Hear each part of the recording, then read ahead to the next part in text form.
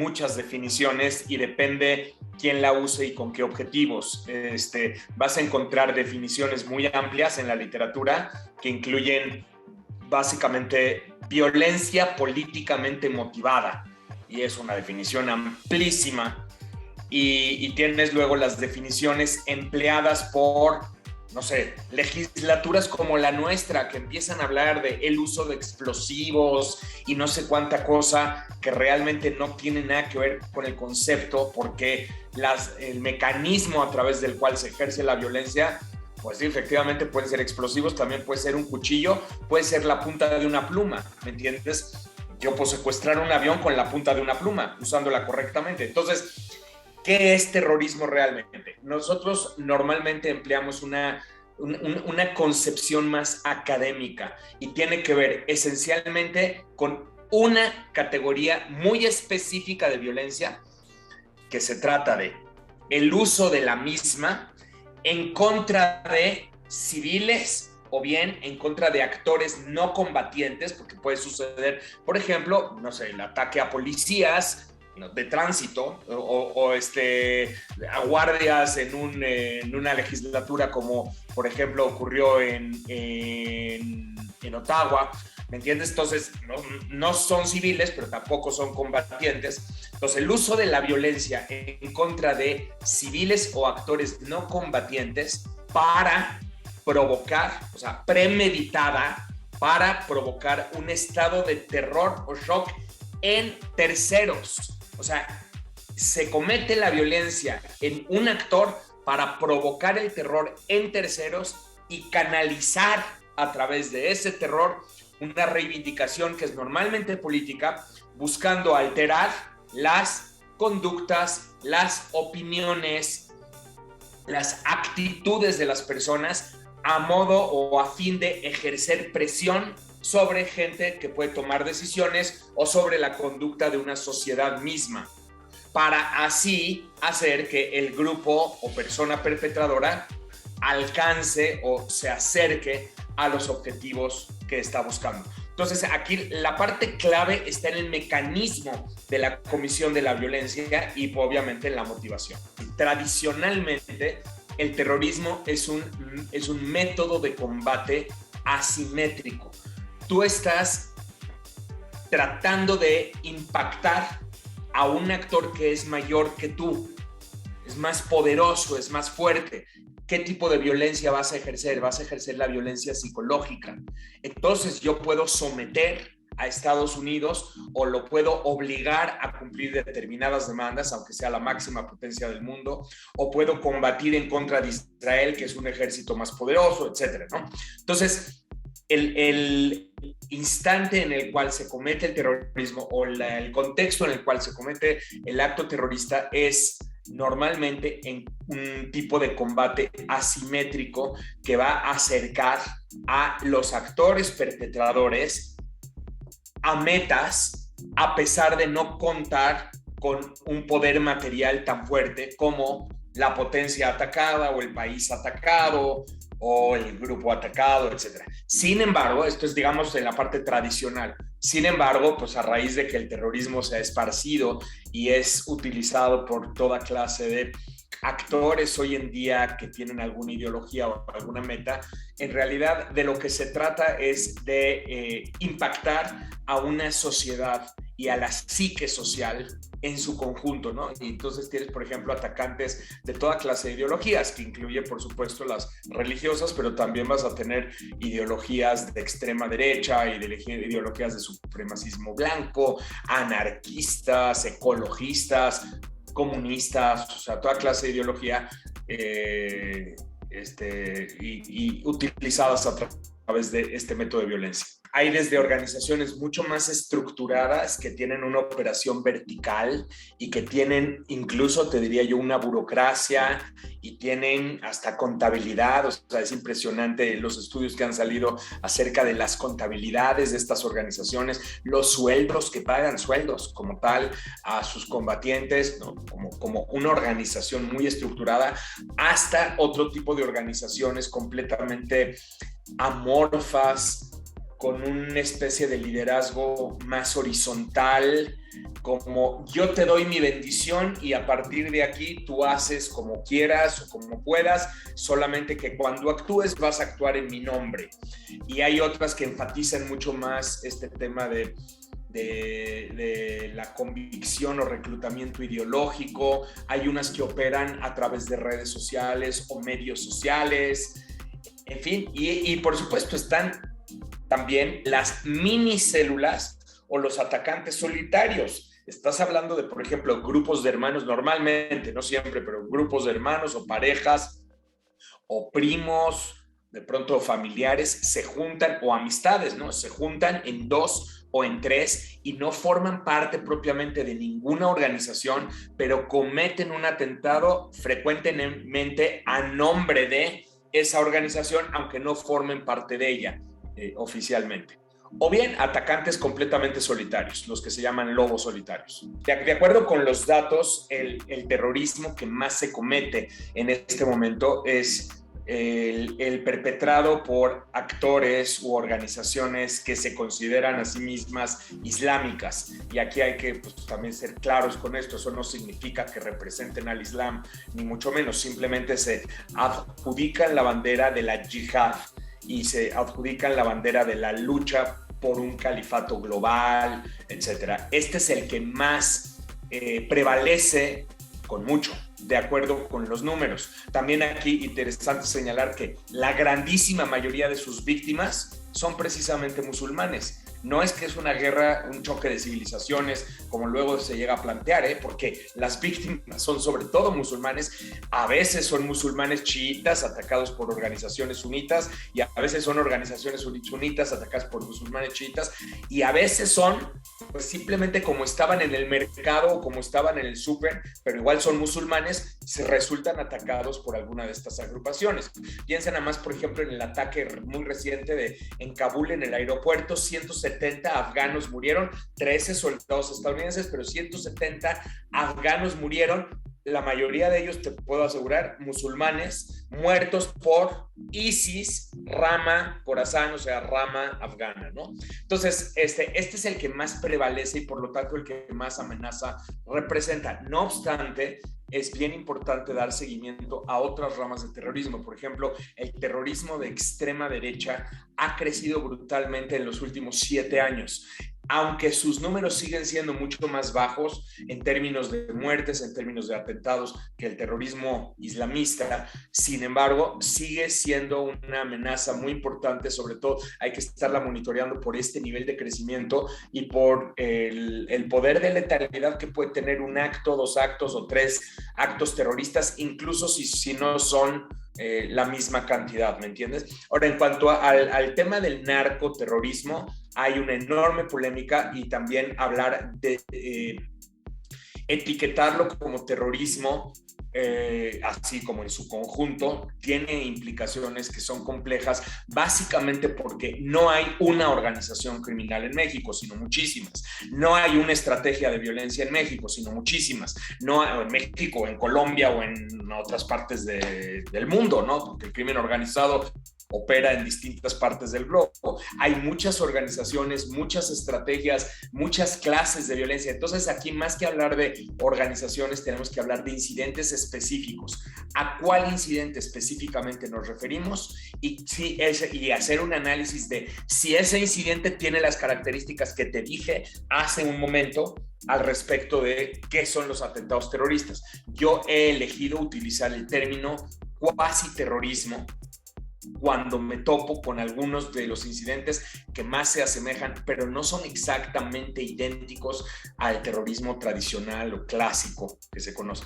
No son idénticos, se parecen mucho, algunos sí, otros no, ¿entiendes? Entonces hay que hacerlo con cautela. Mira, en realidad es histórica, o sea, tienes agrupaciones que pues van adoptando la ideología islamista como tal, empezando por ubicaciones específicas. Y esto no es nuevo, ¿no? O sea, tienes de veras desde siglos atrás grupos u organizaciones que consideran que un determinado territorio debería ser gobernado por la Sharia, que es la ley islámica.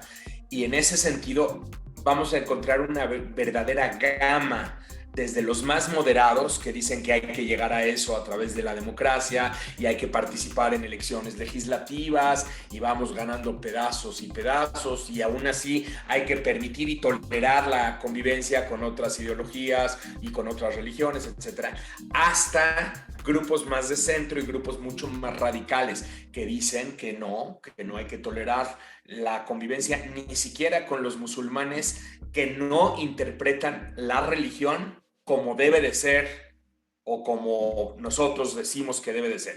Y en esa gama, estas organizaciones han ido proliferando, y lo que sucede es que empiezan a utilizar el terrorismo como instrumento o como estrategia de violencia. O sea, hay que entenderlo así. No es que el terrorismo sea una ideología, sino lo que es una estrategia de violencia que sí es utilizado por distintas ideologías para avanzar sus fines políticos y para avanzar sus metas políticos. Pero en realidad, ¿por qué el terrorismo es cada vez más utilizado? Digo, en lo general, a pesar de los alzas y caídas en los ataques, ¿por qué es cada vez más utilizado? Pues básicamente porque es cada vez más fácil. Dentro de la definición que yo te di anteriormente, puse mucho énfasis en que el terrorismo es un acto cometido en ciertas víctimas directas para comunicar a las víctimas indirectas un estado de terror. ¿Cuál es el canal de comunicación entre las víctimas directas y las víctimas indirectas? Pues obviamente los medios de comunicación. Entonces tú haz un estudio de la evolución de los medios de comunicación y este es tu estudio del terrorismo. Los primeros ataques se cometían en plazas públicas, pues porque no había ni prensa ni había nada, pero era el lugar donde la gente los podía ver. Muchos años después buscaban atraer la atención de la prensa, porque eso era lo que había. Muchos años después, la atención de la radio. Muchos años después, la atención de la televisión. Hoy en día, cualquier individuo con una camarita y con un celular puede filmar a un atacante conduciendo una camioneta en las Ramblas, en Barcelona, atropellando gente, y ese video no es uno, además son muchas personas videando al mismo tiempo. Ese video se vuelve viral en instantes, ya está por todo el planeta. No necesita llegar a CNN a cubrir el incidente. El incidente ya logró su cometido, que es provocar un pánico masivo, no en las Ramblas, no en Barcelona, sino en todo el planeta. Y eso es lo que hace hoy en día que el terrorismo sea cada vez más utilizado. Dentro de eso, algunas agrupaciones islámicas radicalizadas lo van a utilizar, y lo van a utilizar cada vez más. Básicamente, Occidente no ha entendido bien el fenómeno, y esto ha tenido repercusiones fatales para una gran cantidad de personas en todo el planeta. Digamos que Occidente lanza estas guerras en contra del terrorismo para tratar de acabar con el fenómeno, utilizando sobre todo estrategias militares, utilizando estrategias punitivas. Y realmente lo que termina por suceder es que el terrorismo muta, se transforma, cambia de ubicación, las organizaciones anteriores se mueven y ya no son las de antes, pero el terrorismo persiste, pero no solamente persiste, sino que se mantiene creciendo, que ese es el punto principal. Las estrategias de combate que utilizamos, del estilo de medidas de seguridad y cada vez más ataques militares, y vamos a aprender a este terrorista y lo vamos a llevar a Guantánamo Bay y a torturarlo para sacarle la información. Esto lo único que hace es que el terrorismo mute y el terrorismo se transforme, porque lamentablemente, ¿cuáles son los dos países que han recibido más atentados terroristas en los últimos 10 años? Los dos países más golpeados por terrorismo, justo Afganistán e Irak, los dos, que son justamente los dos países donde Estados Unidos y sus aliados intervinieron militarmente. Entonces, ciertamente ya no hay un atentado contra las Torres Gemelas, es cierto, pero ahora el terrorismo se mueve y entonces está todo Medio Oriente, todo Asia Central golpeado por terrorismo y en círculos imparables de violencia. En teoría son son como los líderes del combate al terrorismo, se adjudican el liderazgo del combate al terrorismo global.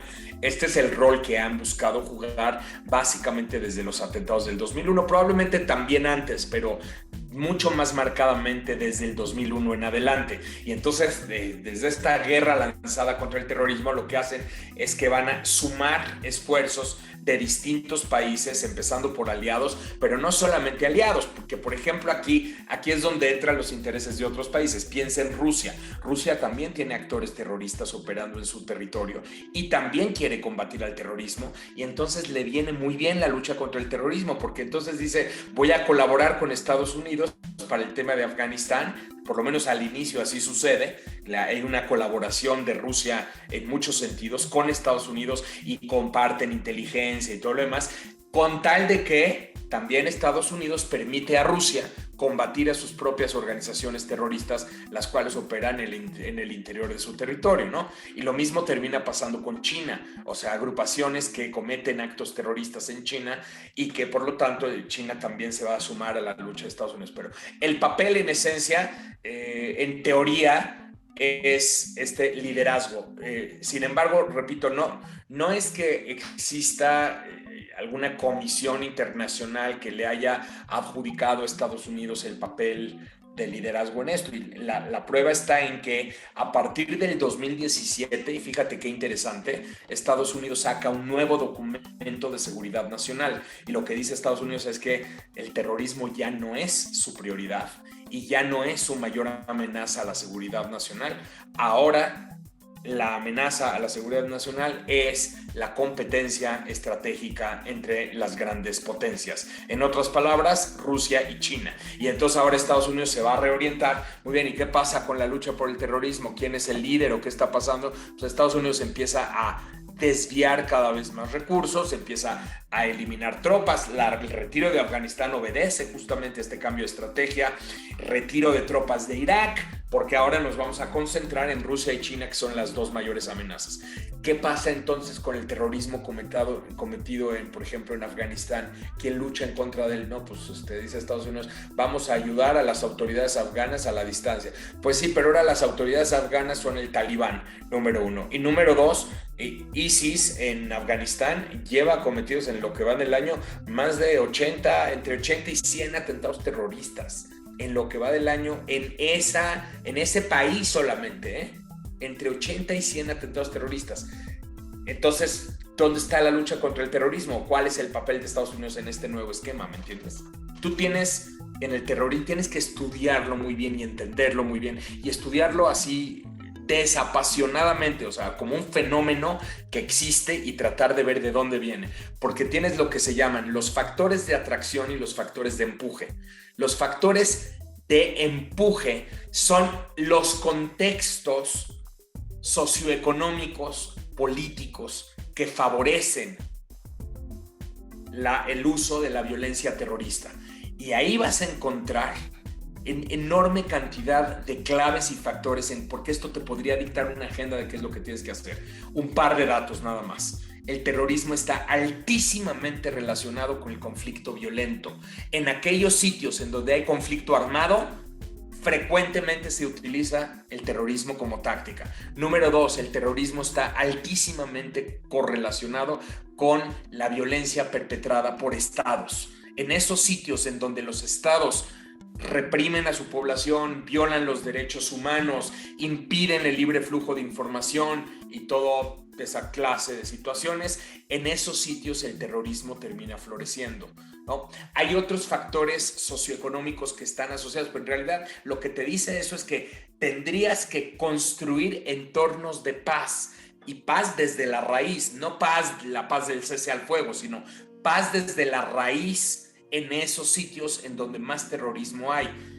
Por ejemplo, pensar en Afganistán y en Irak en estos momentos implica construir condiciones de paz en esos sitios, y entonces te tendrías que meter muy a fondo en qué está pasando en Irak, qué está pasando en Afganistán, cómo deberían participar la sociedad de esos sitios, los distintos actores políticos, construir diálogo, construir canales de verdad, de expresión y de libertades, derechos, y entornos socioeconómicos sólidos, instituciones sólidas, y cuál debería ser el papel de la comunidad internacional para coadyuvar en ese proceso, ¿no? Entonces ahí te estoy hablando de los factores de empuje apenas, se llaman los push factors. Los pull factors, o sea, los factores de atracción, de lo que te dicen es, lo que te hablan es cómo muchas de estas organizaciones, y esto es válido para las del terrorismo de ideología islámica hasta terrorismo de extrema derecha y de otra clase de ideologías, ¿no?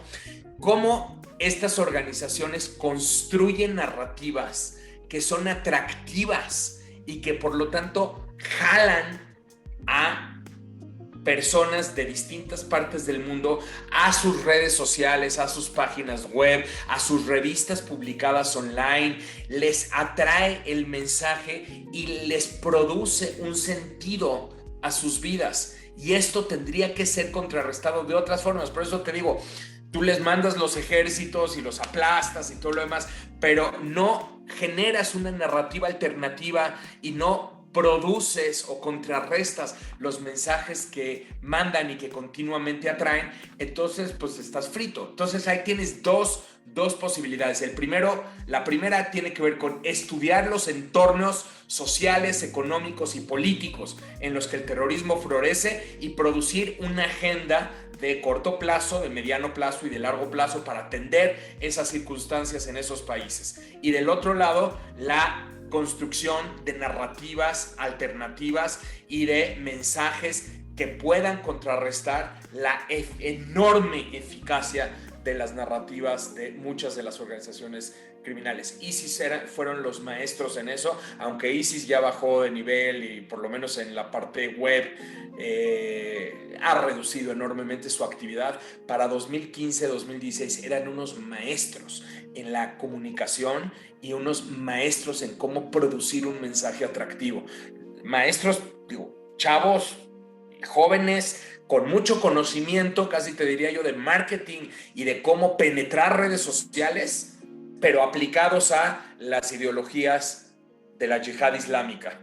Y entonces generaban mensajes que resultaban enormemente atractivos. Por ahí tiene que ir también el combate al terrorismo. No mandar ejércitos, invadir países y luego abandonar esos países y luego a ver qué pasa. O sea, eso no.